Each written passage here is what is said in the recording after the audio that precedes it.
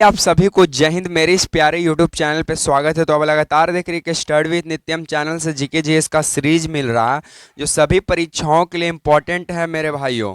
तो आज हम लेकर आए हैं पृथ्वी के सामान्य ज्ञान, यानी पृथ्वी से संबंधित जो भी क्वेश्चन आपके एग्जाम के पॉइंट ऑफ व्यू से बनते हैं या जो भी पूछे जा चुके हैं, आज हम उसी को इस वन शॉट वीडियो में देखने वाले हैं। तो चलिए देर न करते हुए सवालों से आपकी शुरुआत करते हैं। तो पहला सवाल कहता है कि पृथ्वी अपनी दूरी पर किस दिशा में घूमती है। क्या बोल रहा है कि पृथ्वी अपनी दूरी पर किस दिशा में घूमती है? तब पश्चिम से पूरब। पृथ्वी प से देखिए, प से पृथ्वी, अब बोला है किस दिशा में घूमती है, तो प से पृथ्वी, प से पश्चिम, तब पश्चिम से कैसे पूरब घूमेगा। तब पृथ्वी अपनी दूरी पर किस दिशा में घूमती है? पश्चिम से पूरब। उसके बाद पृथ्वी का जलीय भाग और स्थलीय भाग कितना है, मतलब पृथ्वी पर कितना परसेंट जल है और कितना परसेंट पर भाग स्थलीय भाग है, लैंड है। तो 71% जाना है सब की जल हवा और 29% कौची है, स्थल है। चलिए आगे बढ़ते हैं। आगे हमारा सवाल कहता है कि किस तिथि को अपसौर की स्थिति होती है। अपसौर तो 4 जुलाई को। किस तिथि को अपसौर की स्थिति होती है? 4 जुलाई। चौथा सवाल कहता है कि पृथ्वी का विषुवतीय व्यास कितना होता है। किसका? पृथ्वी का विषुवतीय व्यास कितना होता है?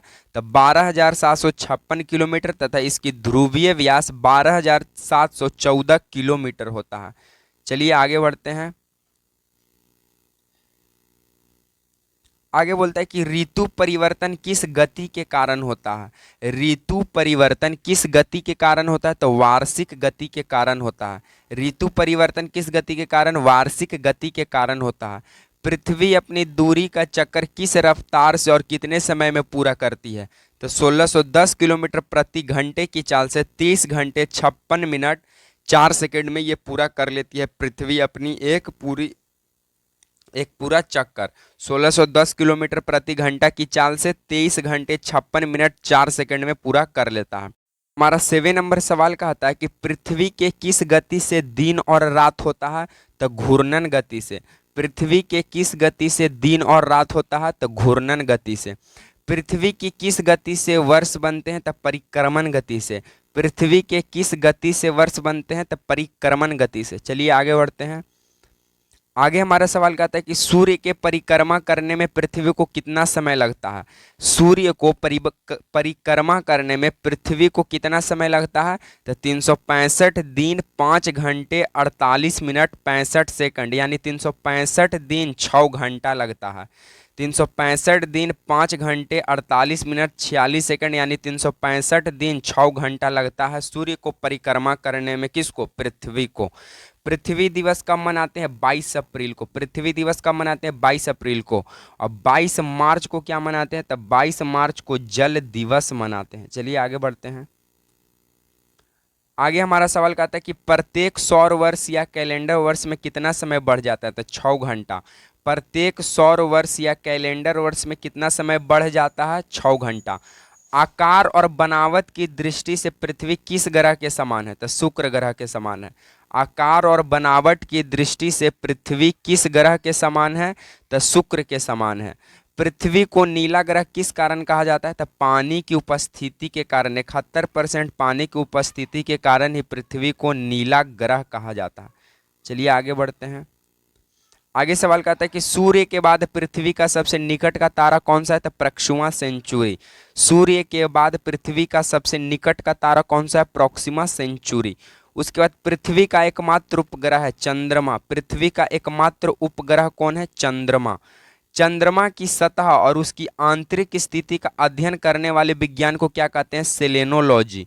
क्या बोल रहा है कि चंद्रमा की सतह और उसकी आंतरिक स्थिति का अध्ययन करने वाले विज्ञान को क्या कहते हैं? सेलेनोलॉजी। चलिए आगे बढ़ते हैं। आगे सवाल कहता है कि चंद्रमा पर धूल के मैदान को क्या कहते हैं? शांति सागर। चंद्रमा पर धूल के मैदान को क्या कहते हैं? शांति सागर। जीवाश्म ग्रह किसे कहा जाता है? चंद्रमा को। जीवाश्म ग्रह किसे कहा जाता है? चंद्रमा को। हमारा 19 नंबर सवाल कहता है कि चंद्रमा किसकी रोशनी से चमकता है? तो सूर्य की रोशनी से। चंद्रमा किसकी रोशनी से चमकता है? तो सूर्य की रोशनी से। चंद्रमा जो है सूर्य के लाइट को क्या कर लेता है? ऑब्जर्व करता है। चलिए आगे बढ़ते हैं। आगे सवाल 20 नंबर हमारा कहता है कि समुद्र में उठने वाले ज्वार भाटे की वजह से क्या होता है। तो अपेक्षित सौर एवं चंद्रमा की शक्तियों का अनुपात 11:5 होता है। चंद्रमा पर पाए जाने वाले चट्टानों किस धातु की मात्रा सबसे अधिक है। टाइटेनियम। 21वां नंबर हमारा सवाल कहता है कि चंद्रमा पर पाए जाने वाले चट्टानों में किस धातु की मात्रा सबसे अधिक है। टाइटेनियम। पृथ्वी से चंद्रमा का कितना प्रतिशत भाग दिखाई पड़ता है, यानी पृथ्वी से अगर हम लोग चंद्रमा को देखते हैं तो कितना प्रतिशत उसका भाग दिखाई पड़ता है। तो लगभग 57% भाग को हम लोग देख पाते हैं। चलिए आगे बढ़ते हैं। आगे सवाल का आता है कि चंद्रमा धरती की परिक्रमा एवं घूर्णन कितने दिनों में करता है। जो चंद्रमा है वो पृथ्वी की परिक्रमा एवं घूर्णन कितने दिनों में करता है। तो 27 दिन 8 घंटा में करता है।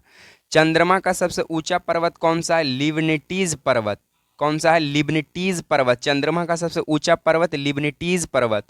उसके बाद चंद्रमा पर सबसे पहले पहुंचने वाले अंतरिक्ष यात्री कौन थे। नील आर्मस्ट्रॉन्ग एवं सर एडविन एडविन हेल्डिन। चंद्रमा पर सबसे पहुंचने वाले अंतरिक्ष यात्री कौन थे। नील आर्मस्ट्रॉन्ग और सर एडविन हेल्डिन। चलिए आगे बढ़ते हैं।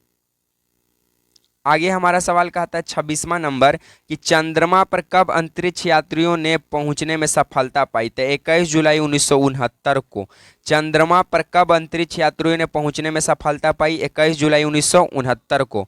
27वां नंबर हमारा सवाल कहता है कि चंद्रमा पर पहली बार पहुंचने वाले अंतरिक्ष यात्री किस यान से गए थे। तो अपोलो 11।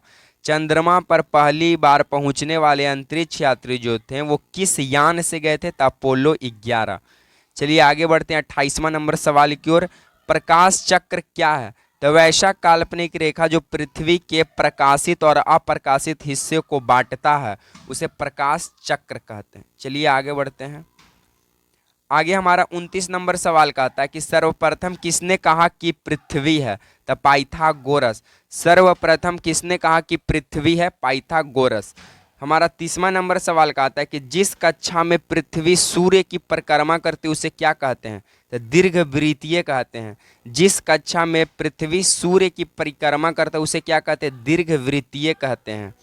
एप्साइड रेखा किसे कहते हैं। तो उपसौरिक एवं अपसौरिक को मिलाने वाली काल्पनिक रेखा को एप्साइड रेखा कहा जाता है। तो आप देखें कि हमारे इस चैनल पर जीके जीएस का कैसे सीरीज चलता है। बहुत ही कम समय में हमसे पृथ्वी से जो भी संबंधित प्रश्न बनता था आज हम लोग इस पार्ट 1 के वीडियो में किए हैं। अब पार्ट 2 इसका वीडियो आएगा जिसमें पूरा पृथ्वी से संबंधित जितने भी सवाल बन सकते हैं या पूछे गए हैं वो कंप्लीट हो जाएगा।